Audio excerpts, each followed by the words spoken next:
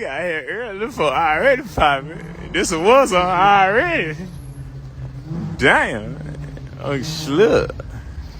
I got tapped out this twin. So stop recording, twin. Shut up, I gotta get this shit on cam. twin.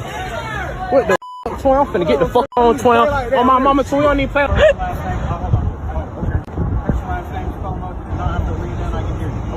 My name J.R. Roper, J.A.I.R.U.S. R.O.P.E.R. Talking to me, not this whole. You don't have to leave in. I can just talk about what you saw. So, right, this time I was standing across the street. I was talking to me and my friends. And we see I think I'll be better. He said you seen a group of females. It was like Draco. What? Block 19 white with a peanut butter 30 clip. I swear, no, I listen with my own eyes. I promise you. Okay. They was down the window. They was in the. They were. Oh, no, I can't say that. I ain't trying to. All right. They went down the window. Just like real stuff. Like I swear on my life. Every time they see Lorette, for me, you say what the fuck you want, but you can't ever say no gun for me. Keep saying that's your every time I see her, she say go buns for me. Can't be for no bum ass. Got no pay, these niggas runs to me. Why the fuck you think they are? Why you talk so crazy on live when he come outside and ain't got no clock? He'll talk to all them vibes, ain't trying to give us all they drop. Talking crazy now, we came through and took like all they glock. Don't matter, we spin like all they block. They be tripping, that shit of the mother, huh? Bump out with that pound trigger finger slipping it bit like butter, huh? She the neck like the rest if he try to.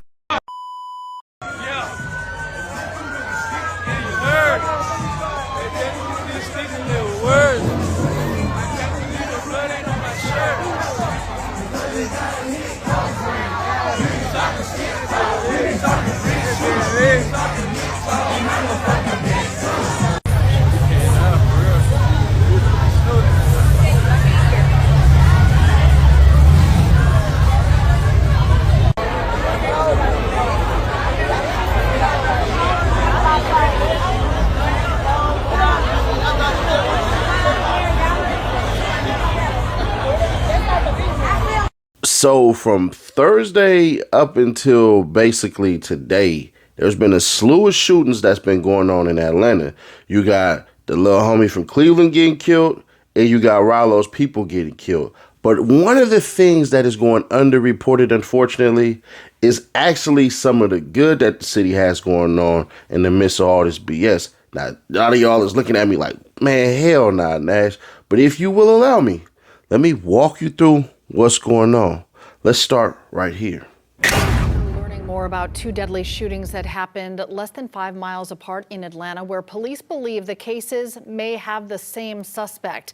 Police say just after 1 p.m. Thursday, a man was shot and killed on Memorial Drive Southeast. This is video of the scene at the Shell gas station where the shooting happened. Authorities have not identified the victim. A little more than an hour after that, police were called out to a shooting on Schuyler Way. Warrants say 33-year-old Aaron Hines was shot to death at a townhome. Police have charged Tavares Williams in this shooting. He faces murder and aggravated assault, among other charges. Officers arrested Williams after a foot chase not too far from the spot of the first shooting. Police say charges are pending against him in that investigation. According to arrest warrants released by Atlanta police, 36-year-old Tavares Williams is suspected in the killings of two men in separate locations on the same afternoon. The first shooting happened around 1 p.m. at a Shell gas station on Memorial Drive, where an unidentified man was shot and killed. Just under 90 minutes later, another man, 33-year-old Aaron Hines, was fatally shot inside a townhome on Schuyler Way. Hines, known in his community as Coach Ball, was a respected figure, a father who stepped up to raise his late sister's children. Loved ones told 11 Alive's Cody Alcorn that he was deeply embedded in his community, what witnesses saw. According to the warrants, police interviewed two witnesses from the scene on Schuyler Way.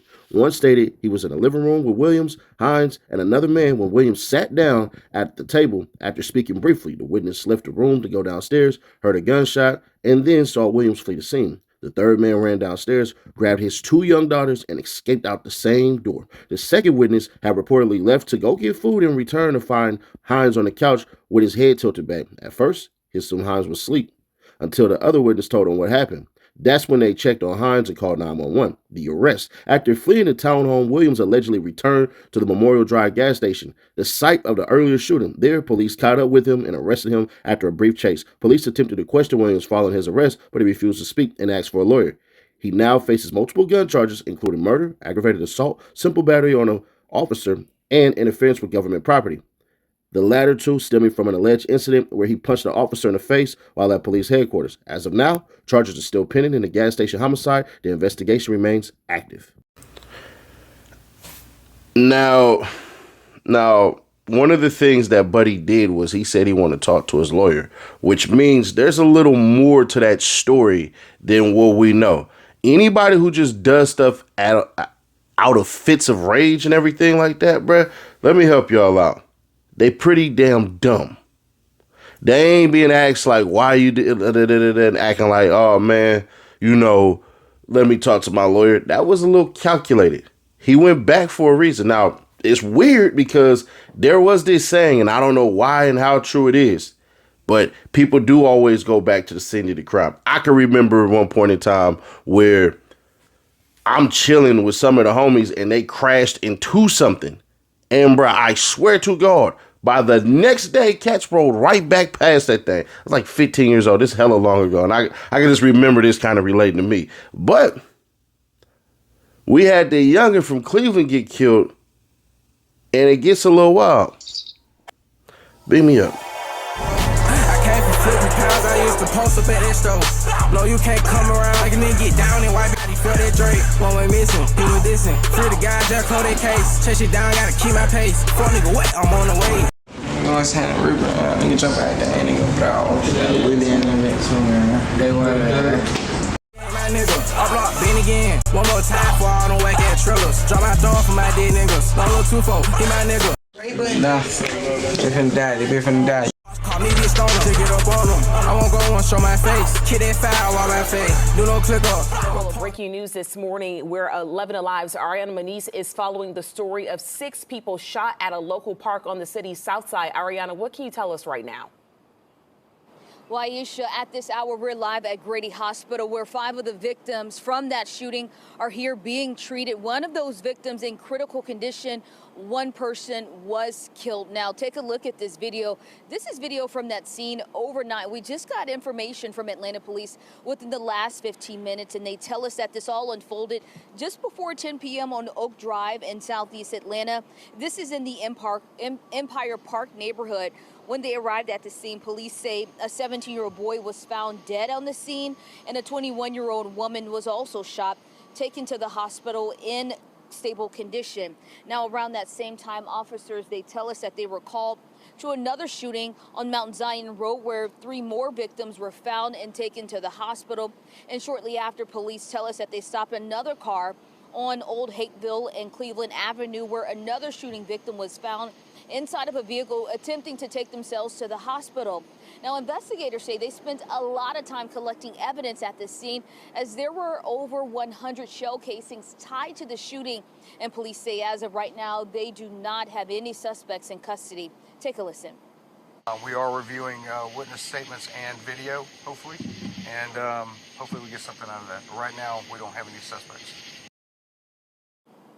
Now, Atlanta police, they are asking for the public's help as they continue to investigate the shooting. They say that a lot of people were in that area at the time of the shooting, and they're asking anyone with any information, if you heard anything, if you saw anything in that area, to give them a call or submit an anonymous tip through Crime Stoppers. Reporting live at Grady Hospital, I'm Ariana Maniz for 11 Alive. Back to you. All right, Ariana, thank you. It has been a violent week across Metro Atlanta. We will be sure to bring you any updates as soon as we get them. So what ends up happening? Well, we go down the line. Y'all see in the beginning, more people get shot. The numbers are ridiculous. It's looking like Chicago and Atlanta. Very true. But one of the things that Atlanta has over Chicago is a lot of black empowerment. They don't got that in Chicago. The only other place I see that's close to Atlanta like that is D.C.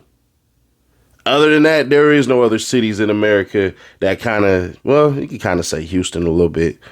Yeah, you can say Houston a little bit and a little bit in Detroit. But other than that, you're not seeing the empowerment like that. But what is the police response? The police already had a response 2 years ago. Let me tell you about Operation Heatwave. The streets, it's already seeing some success. Channel 2 investigative reporter Mark Winnie is the only reporter on the streets now with police for this first night of Operation Heatwave. And Mark, officers have already made a major arrest.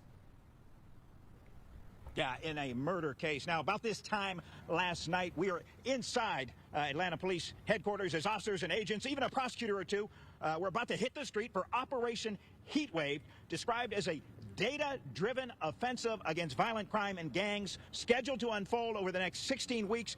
We tell our story using video we shot and video we got from APD.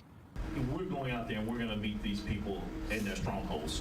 We know as a result of these types of operations that our city is a safer place. This strategy can literally save lives. I got you. Things heated up quickly on the first night of Operation Heatwave, as body cam video from Atlanta Police seems to show. An APD captain says Willie Dennis, in the white shirt and red shoes, who emerged from a black SUV, is one of two young men charged with the murder of 16-year-old Breasia Powell at Benjamin E. Mays High School in the early morning darkness of May 28th, an innocent victim of gun violence. This is just indicative of how the putting officers in a radius in which we've shows a propensity for violence, how this works. And what we found tonight is one of our homicide perpetrators. That arrest happened minutes before we arrived at the scene near the intersection of Brownlee Road and Scott Street in southwest Atlanta, says Atlanta Police Captain Ralph Woolfolk, commander of the Heatwave Initiative. One of those individuals associated with that incident is in custody tonight, and he is a criminal street gang member. Woolfolk says the SUV Dennis emerged from was not his and the driver was not charged. But that wasn't the first action of the night. Captain Woolfolk says the gray SUV we spotted off a Southside roadway had been spotted by Operation Heatwave officers and chased. Two people were apprehended immediately after it was stopped, one later released, but Tremarcus Johnson fled on foot, then hopped in two cars at an auto auction site, the second one blocked by a Georgia State Patrol trooper's car, leading to Johnson's arrest. He is a member of the 27 Uno's criminal street gang. We had resources that were out in a certain location, one of our radiuses in which we know weapon offense data supports us being in. Woolfolk says two guns were recovered from the gray SUV, one of which can be seen in body cam video. We know that we are putting you in the most dangerous areas in our city every single night. So it's not if you are going to encounter a person with a gun, it's when you're going to encounter a person with a gun. This was Thursday evening, but Woolfolk says the first Operation Heatwave last summer clearly seemed to drive down violent crime numbers in the city. He says the strategy focuses on identifying hotspots of danger throughout the city by tracking gun offense data. It's an operational initiative in which we use weapon offense data within 400 meters radius of convenience stores and apartment complexes that we know throughout the city of Atlanta are associated with violent crimes from our historical data. Now, we tried to reach an attorney for Dennis and to identify one for Johnson. We want to get their sides. Woolfolk says partners with APD include the Fulton County Sheriff's Office, ATF, GSP, GBI, FBI, the Fulton County DA, and Georgia Attorney General. Reporting live outside APD headquarters, Mark Winnie, Channel 2 Action News. That was 2 years ago, and they have seen a reduction in crime. So the mayor comes out and then he says something interesting. And I want y'all to pay attention to who's not there, because it's pretty funny. Because if you listen to the last clip, Mark Winnie said, hey, y'all do know that it's some prosecutors in the car with us. There's prosecutors in the car with y'all when y'all going to arrest people, but when it's time for certain press conferences, certain people are absent because they don't want to answer questions, in my humble opinion. These matters as they play out. The mayor mentioned that this time last year we had 76 homicides in the city, so we are seeing a positive movement. If you go back to 2022, when many of you had the role you have now, we had 92 homicides so far this morning in the city. So we are making progress. The team effort the mayor has called for is reaping dividends. But this weekend is a reminder that we still have work to do. That will not rest until we identify who's responsible and bring those individuals to justice. The mayor alluded to positive trends that we were seeing all summer around our city as we enjoyed vacation time. We saw reductions in shootings and homicides throughout the summer. But then this weekend that changed. This department is currently investigating 12 incidents of gun violence in our city that left 29 individuals injured and 2 deceased. When I look at what connected them, they played out throughout various parts of the city, but none is connected to the other than individuals had guns when they were angry. Seems to be the most common theme that we saw throughout the weekend. We saw shootings related to disputes over cars being booted. We saw a nephew take the life of his uncle. We saw individuals shot in domestic violence disputes and disputes over dating. The one that we were called to overnight was at 349 Edgewood, and that is one that we still are seeking clarity on and need the assistance of the community. We were called there at 1:27 this morning to report of multiple people shot. We arrived on scene to find 11 that had been shot, 1 deceased, 10 are injured, and 1 of those is critically injured, which is an 18-year-old male. Right now, we are seeking 3 males and a female that approached a group that was assembled around the streetcar stop on Edgewood that we believe were responsible for initiating the exchange of gunfire. We have recovered firearms from the scene, and we've recovered 34 shell casings, which we are working closely with our ballistics lab and the ATF to investigate. We do believe there are citizens that have information that will allow us to determine exactly what transpired on Edgewood this morning and will allow us to arrest those responsible. So we ask anyone that has video, that has information, to please reach out to this department at 404-577-TIPS. That's 404-577-8477, and please provide any weekend when we saw individuals who are angry about everyday common matters pick up a gun and use it. It speaks to the work that needs to continue to be done. The mayor referenced the youth centers have been full this weekend. Your police department hosted 124 young men and women at our 2 youth camps this summer. That has been a key component in reducing crime in our city. We do have 2 teenagers that were shot overnight. We have a 17-year-old and a 16-year-old both from Cobb County that were in the city at an Airbnb party that were shot on Chapel Road. They are both expected to survive, and we anticipate working that case forward. As you all know, we're investigating a homicide last week in Empire Park that we're continuing to seek the assistance of the citizens on. This happened at 279 Oak Drive in Empire Park. And I want to thank every member of the Atlanta Police Department, our investigators. Now, all in all, bro, we just going to be fair, square, obvious, and honest. All in all, we can absolutely freaking say this. And I don't want to sound negatory when I say things like this. To those who are affected, obviously, nobody wants to overlook that. So prayers out to those families in unfortunate circumstances, and may everybody heal from this, though it's not going to happen. Death is a one-on-one. It doesn't matter who dies or whatever. We all get affected in some type of way when it's one of ours. So the whole entire I understand and all that BS, no, you don't. No, you don't. We never understand what death affects another person like, because some of us are completely different. So it is what it is. But as far as what's going on, Atlanta keep operating like this, it's just going to get worse with the police. Some of these things could not be prevented, but the ones that can, you can guarantee it's going to basically happen. Because what they just said in there that nobody wanted to pick up on, they said we got the ATF involved. For all the stuff that people would like to say about certain cities, like this one in particular, when it's time to crack down, they gonna crack down. This right here, this little weekend, y'all gave the damn city officials exactly what they wanted. Fonnie Willis missing ass out of there. She ain't come out and say anything. I wonder why. Yeah, okay. But no, bro. This right here is going to be exactly what the doctor ordered, because what they don't know, meaning the people who are out here doing this stuff, is y'all keep making yourselves smaller and smaller and smaller and smaller targets. They just told y'all we got 125 kids to come to our camps. Our camps. The police camps. 125 kids, which means what?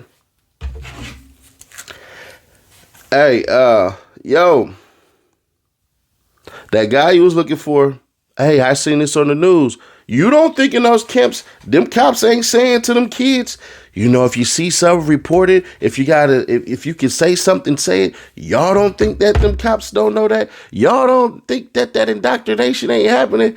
Oh, yeah, it's going to get worse. Them camps right there?